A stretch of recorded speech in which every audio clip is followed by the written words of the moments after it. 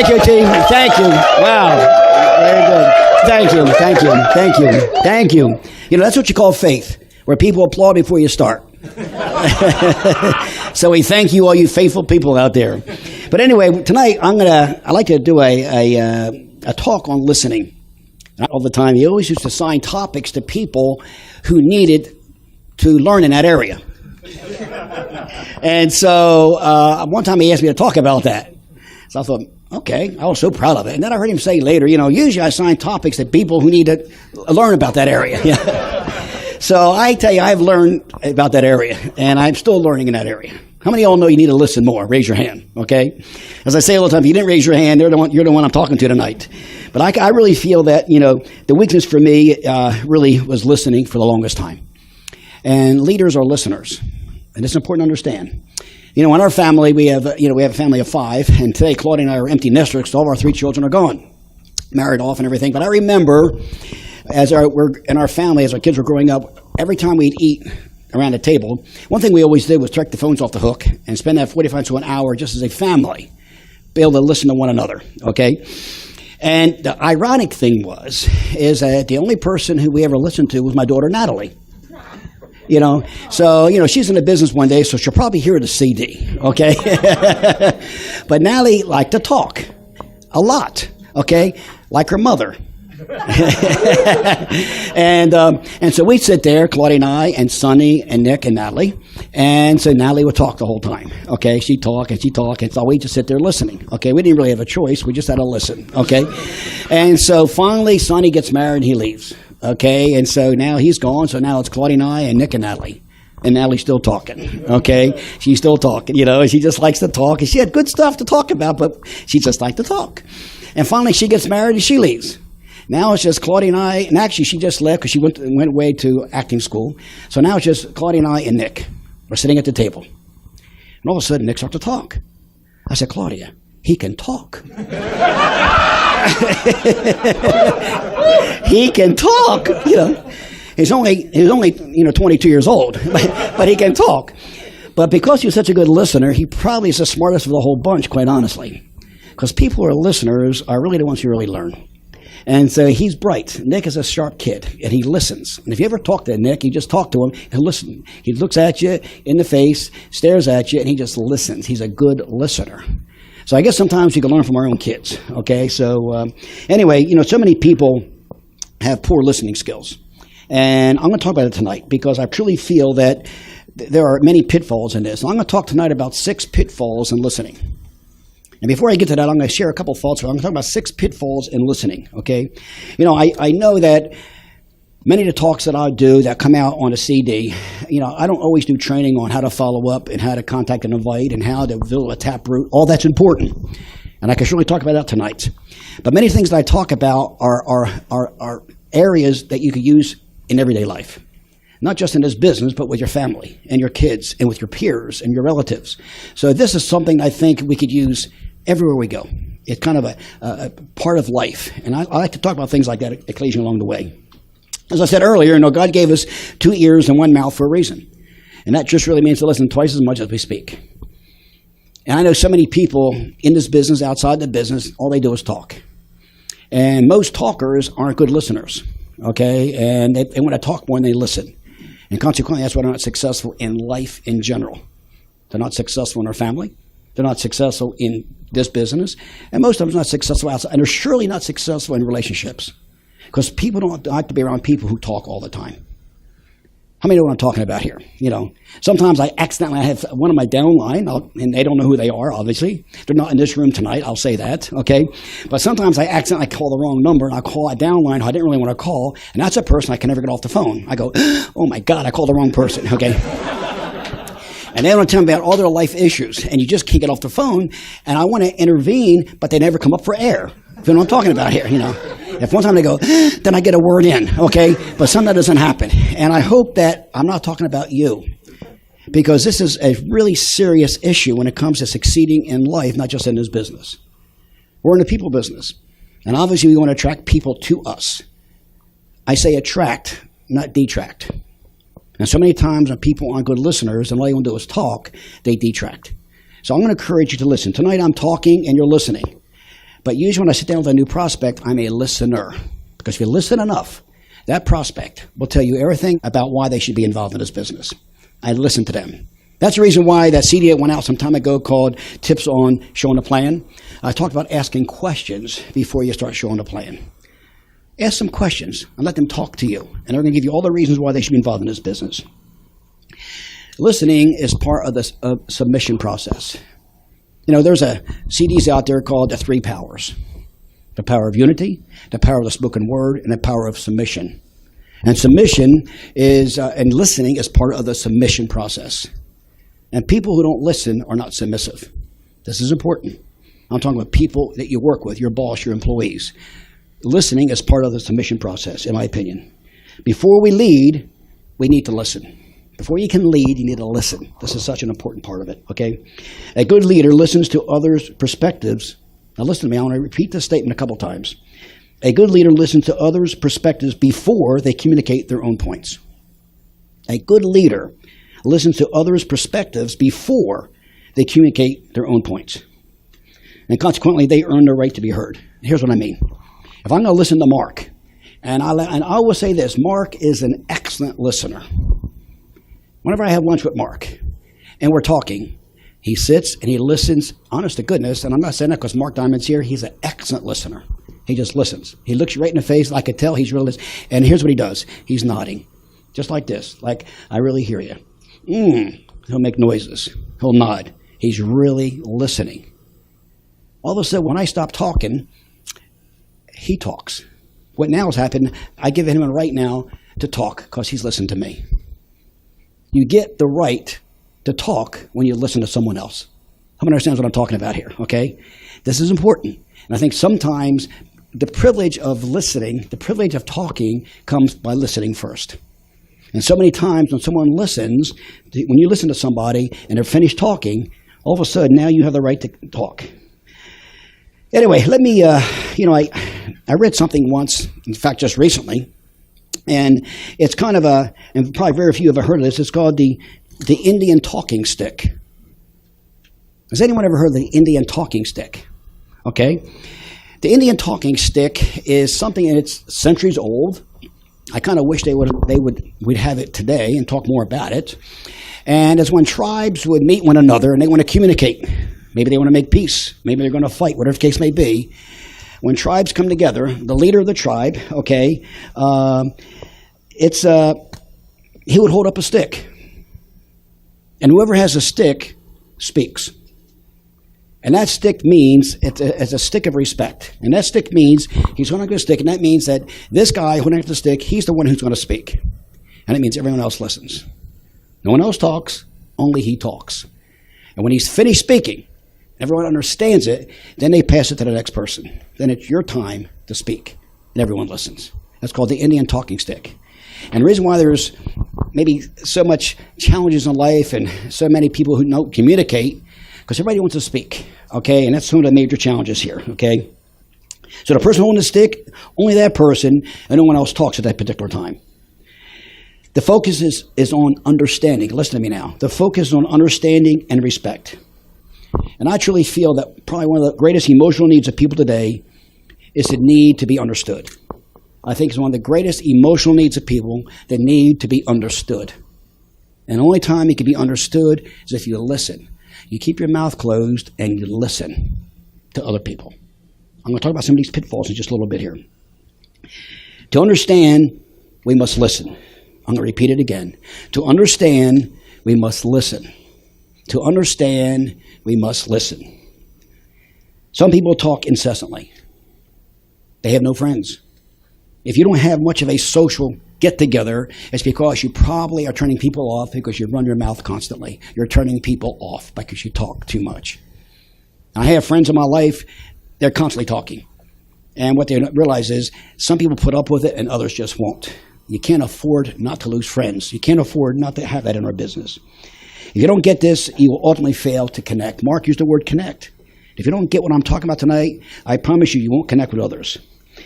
I remember my upline, who I so admire, okay? I remember him doing a meeting for me, several meetings for me, when I was 1,500, 2,500. He come to my house, and, in the beginning, we're all new. We're so excited, and we want to sell our business to people. We want to tell them so much what we saw. You want to just throw up on everybody about what you just heard, especially a new person, okay? They can't believe a person is that wired up about anything in life.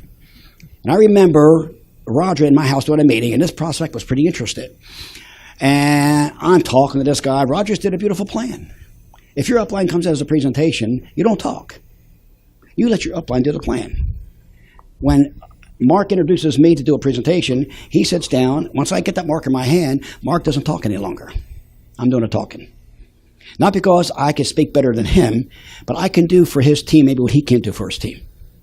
But what happened was Roger did a fantastic plan. When the plan was done, I start talking. And talk and talk and talk. And the guy said, look at me, Keep in mind, we're used to being night owls. We used to stand up at 10, 11, 12, 1 o'clock in the morning. And if you're not used to that yet, you're kind of new, but you'll get used to that. I can tell you that, okay? You'll get trained in that area, okay? So basically what happened was they talked, and they talked, and they talked. So this person finally went home. And Roger, God bless his heart, he stayed with me. Now it's 12 o'clock. This guy left at 12. He never got involved in the business. He's thinking, if I got to stay up this late and listen to this guy all the time, because he's thinking, because I told him, I said, listen, I'll help you. I mean, any of your people, I'll do the same thing for them. You think, yeah, right? You're going to do the same to my friends we just did to me? That's what he's thinking. They never got involved in it. So after they left, Roger said to me, in a nice way, we got talking about, man, I really want to build this business, Roger. And he said, that's great. He never pinpointed to me. It took me the longest time to figure out he was talking to me. He said, sometimes people, Angelo, he says, they get people in the business, they talk them into the business and out of the business in the same night. It never occurred to me he was talking. I said, yeah, I know those people, man, they talk you half to death. He was talking to me. It took me the longest time to figure out, don't be like that. Because I probably did more to kill my success in the beginning than to help it. Because I was and you're enthusiastic, and you want people to see the big picture. But the least you say, the better. Show them the plan, give them a few CDs, give them some products, and have them go home. And don't talk anymore, okay? Because we talk them into business and out of the business. And that's what I did the first night. And I've learned from him in a major way. Case in point. Maybe some of you don't have any clue when I talk about not listening, what I'm going to say next. When the Titanic was sinking, there was a ship 30 miles away from the sinking Titanic. And it could have come to the rescue. The problem was the operator on board, never heard the distress call because he had gone to bed, turned out the lights, and turned off the radio. He never heard the distress call. True fact. Google it. You'll understand. 30 miles away. How many heard that before? Okay? Because he turned off the lights, and he never heard it. Leaders cannot afford to go to sleep and turn off the lights when it comes to listening. I want you to understand that. And so many are turning off the lights, okay, and closing the door when it comes to listening because you failed not to stop listening. You just talk. But this guy turned out the lights, and he failed to listen. 50% of leadership for growth is about listening. It's about observing. It's about interpreting what we see, what we hear, and what we feel. I'm going to repeat that. 50% of leadership is about listening. It's about observing. It's about interpreting what we see and what we hear. I'm not going to ask how many people in this room truly practice the Indian talking stick because you'll embarrass yourself like I would embarrass myself. But I truly feel that needs to be done. Let me tell you where we exercise that at leadership. When we have our management operating committee meetings, there's 5 of us there at that committee. We meet often. We exercise that there. When someone talks, the others listen. We let them finish, okay? Because out of respect, they have some points to make. We listen to them. Sometimes we get excited and overtalk one another. But we say, hey. And one of us usually lead it, and we take turns leading it. And when I lead it, I go, hey. They know I'm saying, guys, they're trying to say something. If you want to talk, raise your hand. You're next. Okay, you're next, Mark. Okay, and then Reggie, you're after that. That's how we do it. Do the same thing there. When someone wants to talk, you raise your hand. They may have a good point you want to talk, you raise your hand. Okay, the chairman will say, okay, Angelo, you're third in line. You're third in the queue. Okay, you're next. That's how we do it. That's like the Indian talking stick. It shows respect. It's almost like what they call the Robert's Rules of Order. It's just, I don't want to get so formal with this, but that's kind of what it's like. Okay? And all of a sudden I realize I've learned to be a good listener by having the right and the privilege to serving on the mock and serving on the board and being in positions where leadership is important. So I've learned that. I'm going to encourage you to learn the exact same thing.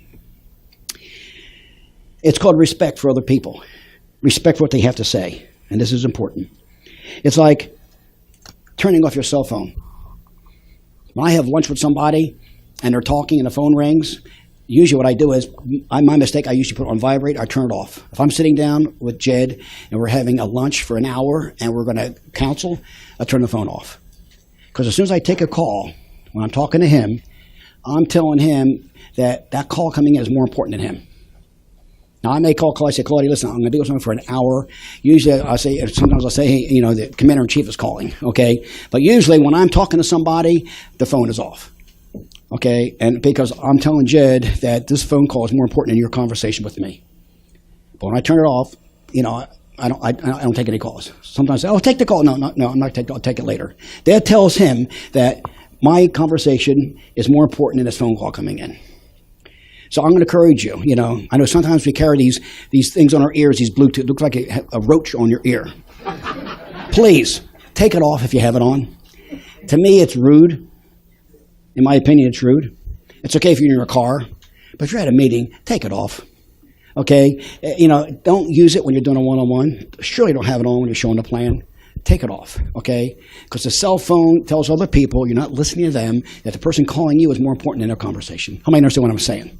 So important, okay? So the cell phones, they're important, okay? But all of a sudden, you're losing focus. I'm going to list 6 pitfalls in listening. Maybe you can relate to some of these. If you can't relate to none of them, okay, you can't relate to say none of those are an issue for me. They're probably an all issue for you, okay? So I want you to listen now, okay? I'm going to give you 6 pitfalls in listening. This is so important, okay? Remember, listening tells someone that you are submitting to them and showing interest in them. That's what listening does. You're showing interest to them, okay? Pitfalls. Pitfall number 1. I'm going to talk to you about several different types of listening. This one listening is called judgmental listening. Judgmental listening, okay? Let me tell you what that is. It's like, it's not always, judgmental listening is jumping to conclusions about the speaker. The speaker is saying something, he's talking, and you're making a judgment based upon what he's saying, okay? It's called judgmental listening. And sometimes a person will say something, and you're judging that person by what he's saying. Let him finish his conversation until you totally understand the whole situation.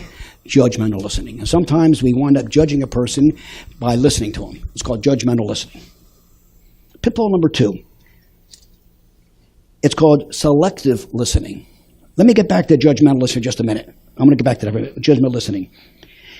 When a person talks, it's not always what it appears. And let me talk about that. If I'm showing a plan, I'm going to use Mark as an example. I'm showing a plan to Mark, and he's talking to me about, Angelo, he says, I've seen some of these businesses before, and I'm not really interested. I know this and that. I can start judging, thinking, this guy's closed-minded. This guy really wasted my time here. And I can make a judgment based upon what he's telling me. But it's not always what it appears. I maybe need to let him talk, and then maybe add a few more comments, let him talk again. And if I listen to a person long enough and listen to what he's trying to say, maybe I could turn him around in his thinking. And 95% of the time, I could turn around his thinking just by letting him talk. So sometimes judgmental thinking hurts us because you make a judgment based upon a comment he makes. And when people say, well, who sells that stuff? Well, how do I sponsor people? That's not a negative. That's a selling point to me. Don't judge it as it being negative. It's probably he's interested or else he won't be asking. But if he's asking questions, most times these are buying questions, okay? Judgmental listening, okay? Second pitfall is selective listening. Only hearing what you want to hear. Only hearing what a person is saying. Only hearing what you want to hear, okay? And that is why when a person talks, I show sincerity. I let them talk, and I'm listening. Selective listening. He's saying a couple things. You're only hearing a few things. You're being very selective on what he's saying. Selective listening, okay? Pitfall number 3. This was me. Impatient listening. Impatient listening. This is major, okay? This is major, okay? Impatient listening is finishing another person's sentence. Like you overtalk a person. I cannot tell you how many people I could name right now that I'll never do, and I'm always one of them, that a person's talking. And, I can't tell you how much I learned from this man. Okay? And Roger, I still think about all the things bad I did to you. Okay? And he would talk like this. I'm talking like this all the time. He's talking like this. I'm thinking, whew. I've had 2 birthdays by the time I get an answer from him. And so, and I was to the point where I was impatient. And sometimes I'm thinking, come on. But that's how he talked. There's a lot of people who talk that way. If everybody talked like me, God forbid what kind of business we'd have. Okay? And so I was impatient. And he'd say, well, let me tell you. I'd say, Roger, something? I want to show the plan to this guy. And, he'll say, well, what I recommend is, I said, what material should I give him? I recommend you give him, the lit pack, right? Yeah. Yeah. And, 2D CDs. I would finish the sentences. He wasn't even thinking that, okay? But, yeah.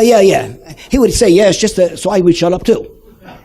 Impatient thing. How many can relate to that? Okay, it's the most amazing thing, And I know people today. When I talk to them, they finish my sentence.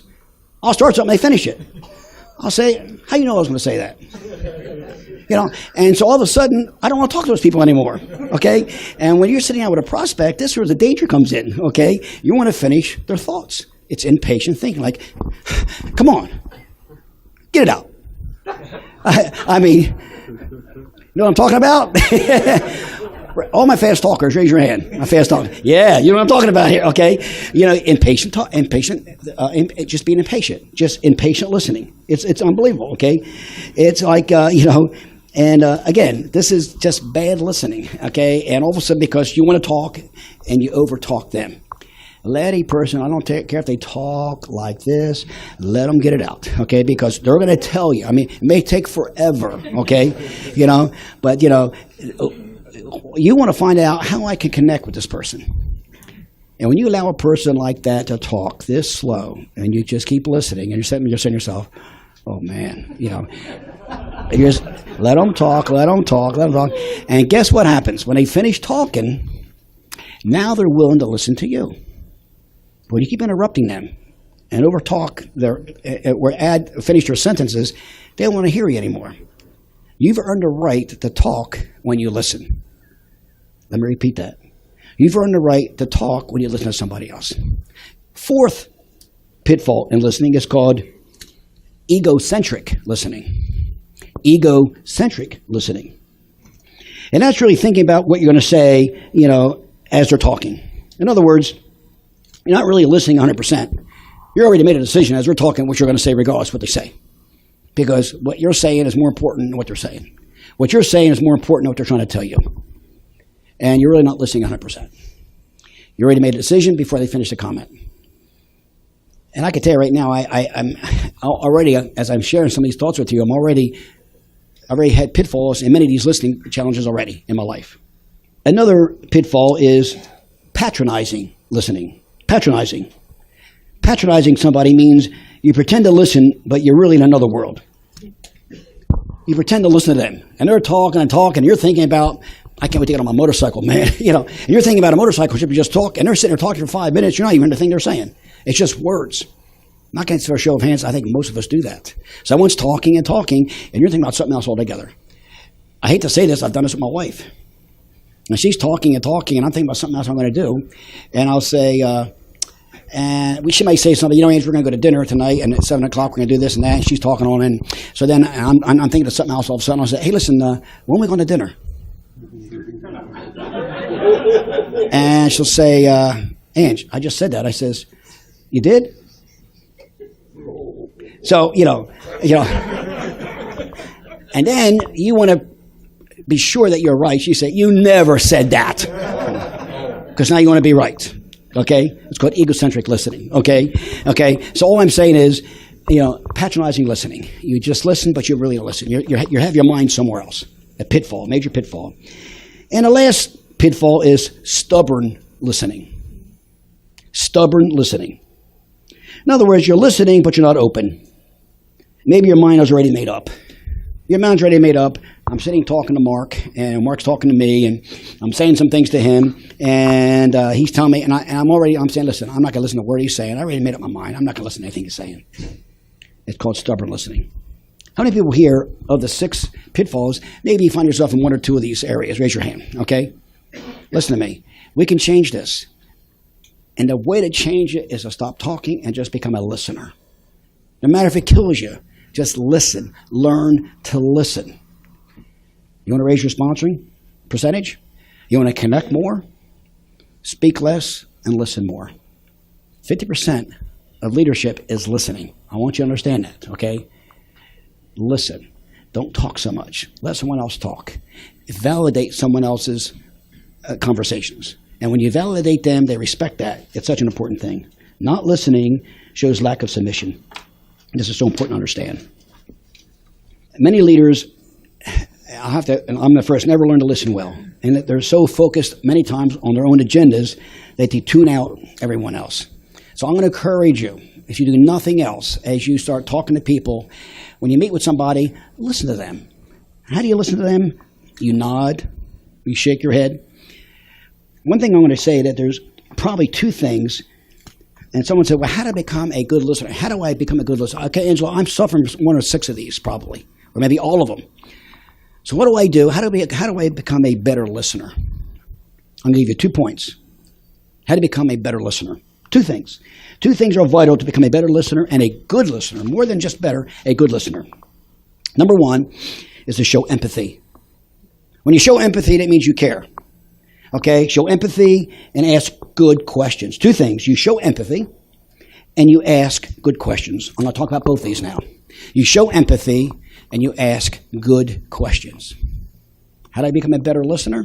How do I become a good listener? You show empathy, which means you care, and you ask good questions. Let's talk about showing empathy.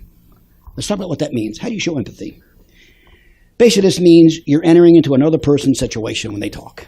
I'm going to keep using Mark Diamond. We're having lunch, we're counseling, we're mentoring, whatever you want to call it, and I'm going to show him that what he's sharing with me is important. I'm going to enter into his situation. You start understanding how this person feels. And you understand how that person feels by showing them that you generally care about them. You generally care about their feelings, their thoughts. You nod. You know, Mark, I'm really sorry to hear that, what can I do for you? How can I help that situation? And you listen. And let him know that you really care. You make their feelings validated when you do these things. I might say, you know something? I really feel for you. You're really going through some challenges right now, and I really feel for you, man. I can feel your pain. When we listen to someone emphatically this way, they tend to become accepted to what you have to say in return. You've earned a right to share when you listen to someone else. I can't encourage that enough. I can't explain that any deeper than that. You become a good listener, everyone else is really to listen to you. It shows them that we care about them, not about their PV. You care about them. This is so important. It's key. People want to know that you identify with them. And this is important. Everybody wants to be understood. That's such an important thing. If people aren't sharing with you openly, you should look at yourself and wonder why. Why don't people want to talk to me? Why don't people want to counsel with me? Why don't people want to come to me? Maybe I'm doing all the talking. If one of your downlines on the phone and they're having to get challenged sponsoring people, the last thing you want to say is, hey, guess what? I just sponsored 3 new people. They don't want to hear what you've done. You think you're motivating them? And all of a sudden, and so whenever I talk to somebody, I always, when anybody calls me up, I don't tell them I just got off a road trip. I don't tell them, man, I just listen to them. Hey, Ange, I just put on 3 new groups, man. I said, fantastic. Tell me about them. I might just put on 4. The worst thing you can say is, I just sponsored 4 more myself. They don't care about what you've done. They want you to know what they've done. So I talk about them. I listen to what they've done. I don't listen to me. I listen to them. This is so important. And sometimes we're killing our success because we want to tell our downline what we've done versus they want you to hear them out. This is so important. Let's talk about asking good questions. We just talked about showing empathy. Showing empathy is important, but so is relevant questions. Asking good questions to a person. Let's talk about that. Mark Diamond and I had the same doctor. He's a great guy. I love this guy. He's got great bedside manners. All of us need to have good bedside manners. Let me tell you what his bedside manners are. I go in to see him, and so Angela, I go every year for a physical, and I have no problem with the physical except for part of it.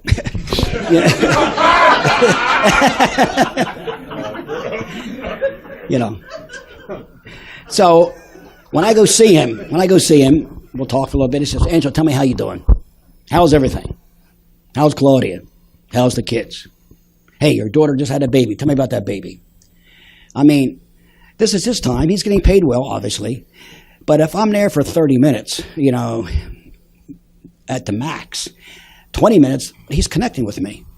He tells me he cares. Okay? You know what I do with him? I connect with him too. I said, hey, Doc, how you doing? I'm doing pretty good. How's your family? Family's good. He said to me one day, he says, hey, do you have any regrets? I said, only when I come here. That's what I said to him. I said, yeah, only when I come here to see you, I have my regrets, I said, Doc, do you have any regrets? That's what I said to him. He says, yeah, when you come. That's the kind of relationship I have with him. He's a cool guy. I don't know whether he likes to see me come or not, okay? But we connect with one another. But he has great bedside manners, okay? And I love this guy. And we just have good conversation. He says, Ann, she doesn't talk like that to me. I said, I hope not. But he has great bedside manners. So asking good questions. Let's talk about that, okay? Do you ask questions first, or do you just make assumptions and jump to conclusions? Now, let me give you an example. On a one-on-one, showing the plan. I like to sit and talk to a person. You've heard me say, if I got 30 minutes with a person, 20 minutes, I'm connecting. I'm asking questions. Tell me about yourself. Where you been? What you been doing? And yeah, we ask questions on tips on showing a one-on-one, but I want to connect with the person first. Because if I could feel that person likes me, then I know I like him. If he likes me, I like him, we connect. I can almost say anything to him at that point in time. I want him to know that I care about him. We show empathy, but I'm asking good questions. Good bedside manners. And you got to have good bedside manners in this business. Don't just sit down and show the plan right from the beginning. Just ask some questions. Talk about them. Talk about life. People like to talk about themselves. You can talk to someone for 30 minutes and just talk and let them talk. Do a quick plan. When they walk away, they're going to say, you know something, that Angelo is such a great conversationalist. He did all the talking. I did all the listening. So there's times when you listen, there's times when I listen. I listen a lot when I show the plan to somebody. I don't just jump right into the plan. Okay? Many leaders just try to jam the business down people's throats right in the beginning and not ask any good questions. Okay? Good questions help you connect with people and help you understand where they're coming from. Okay, and like I said, I'll talk about them. I'll talk about life. I'll talk about their hobbies. They talk about a motorcycle, talk about cars, talk about golf. Whatever they talk about, I talk with them.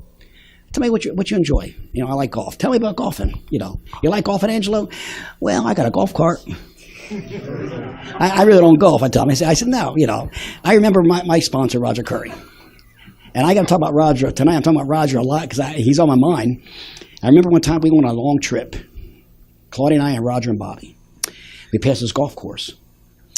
And I said, and Roger and he was older than me, and I always wanted to try to find a way to somehow relate to him because I talk fast. I rode a motorcycle. He did none of that. He was real conservative and I brought up that way, and I was kind of wild and woolly in South Jersey streets. And so we're on a trip, and I said to Roger, we passed a golf course. I said, Roger, you golf? He says, I don't golf. He says, you don't golf? I says, no. I said, I don't either. I thought, man, praise the Lord. We found a way to connect. Because to me, it just, I couldn't handle it. I says, well, Roger, because to me, it's just too slow. And I said, well, Roger, why don't you golf? He said, that game is just too fast for me. I thought, here we go again, man. Too fast? Too slow for me, man. But we've had a fantastic relationship because, I just allowed him to talk. He respected me, and I respected him. And I had to learn to respect someone in my upline, especially who just talked like he talked. I mean, such a fantastic relationship. And he allowed me to speak because he would have done it anyway, knowing his heart. But he allowed me to speak because I allowed him to speak. I hope you understand that. You earn the right to talk if you listen first. This is so important. And if you want to connect with somebody, learn to be a listener. This is so important, okay? Always remember the Indian talking stick.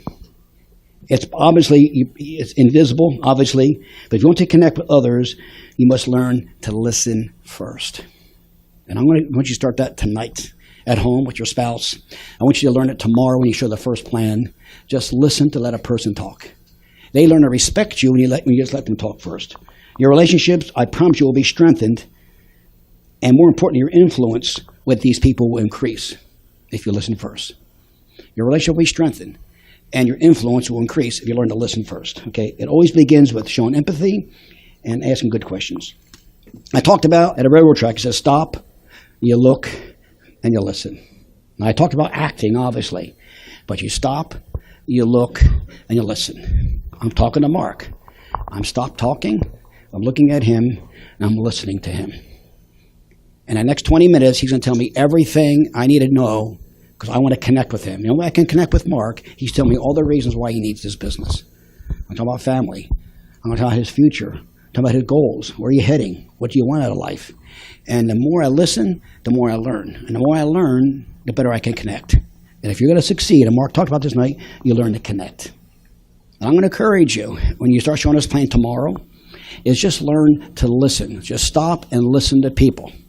And if you become a talker, become less of a talker and become more of a listener, okay? You all were great students tonight and you all listened, okay? But I want you to become a good listener. Practice, and it's going to take practice, okay? I hope this helped you. I hope maybe you take this and listen to it over and over again. You listen to the CD over and over again. Think about the Indian talking stick. Think about who's ever talking is invisibly holding the stick, and you stop and let them talk. Be aware of the 6 pitfalls, okay? It was great talking to you. Thank you very much. I appreciate it.